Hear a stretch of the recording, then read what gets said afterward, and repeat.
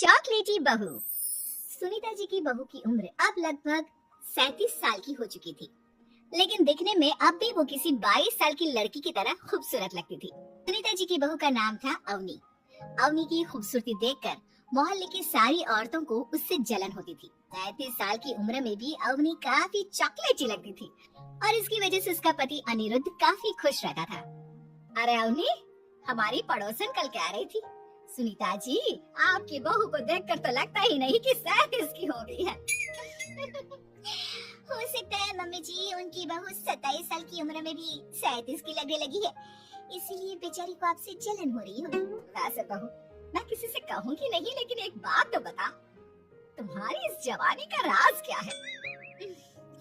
क्या बताऊं मम्मी जी, आप तो जानती ही हैं, मेरे पापा की चॉकलेट की दुकान थी। मुझे बचपन से ही ना चॉकलेट खाने का बड़ा शौक था। और एक बात बताऊं, मैंने अपने बेडरूम में एक बड़े से बॉक्स में बहुत सारी चॉकलेट रखी है और रोज कम से कम 4 चॉकलेट खाती हूँ। बस इसी की वजह से मैं इतनी चॉकलेटी और खूबसूरत दिखती हूँ।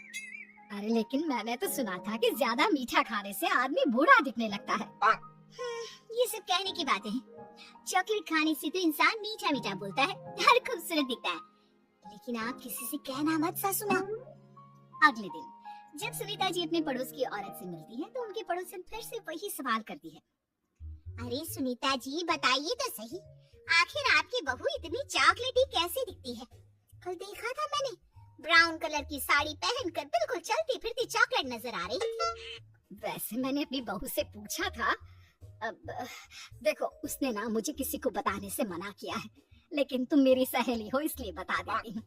अरे हाँ हाँ बताओ ना सुनीता बहन, मैं भी उसका नुस्खा अपना लूंगी और जवान दिखने लगूंगी।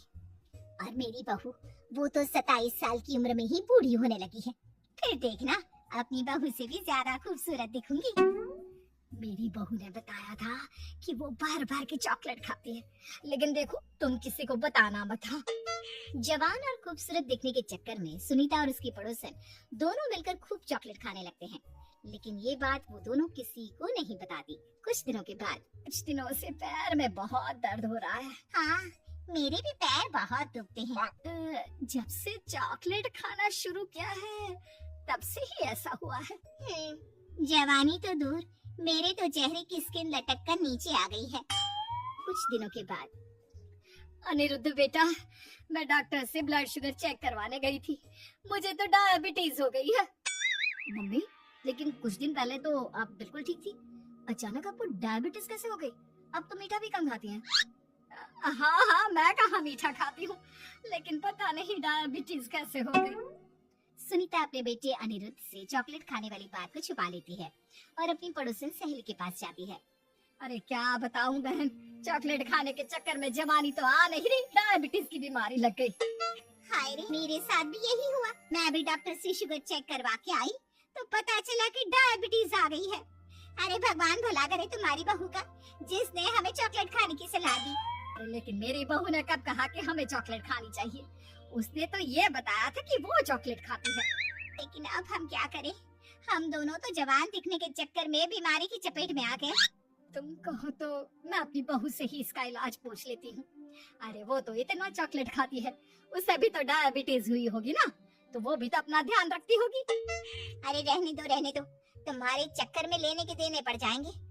जानती हो, हमारे मोहल्ले की सारी औरतों को डायबिटीज हो गई है। अरे लेकिन उन्हें कैसे डायबिटीज हो गई? या कोई छूत की बीमारी थोड़ी ना है। बुरा मत मानना, वो तुम्हारी बहू का जवान दिखने वाला नुस्खा मैंने उन सबको भी बता दिया था। हाय रे, ये क्या कर दिया तुमने? मोहल्ले की सारी औरतों को मीठे की बीमारी लगा दी। अरे लेकिन अब क्या होगा ये बताओ? होना क्या है, जवानी तो दूर, अब बुढ़ापा जल्दी आ जाएगा। और फिर अगले दिन, मम्मी जी मैंने सुना आपकी शुगर बहुत हाई आई है। हाँ बहू, अब मैं बीमार ही रहूंगी, पूरी जिंदगी ऐसे ही कटेगी। अरे मम्मी जी, लेकिन आपने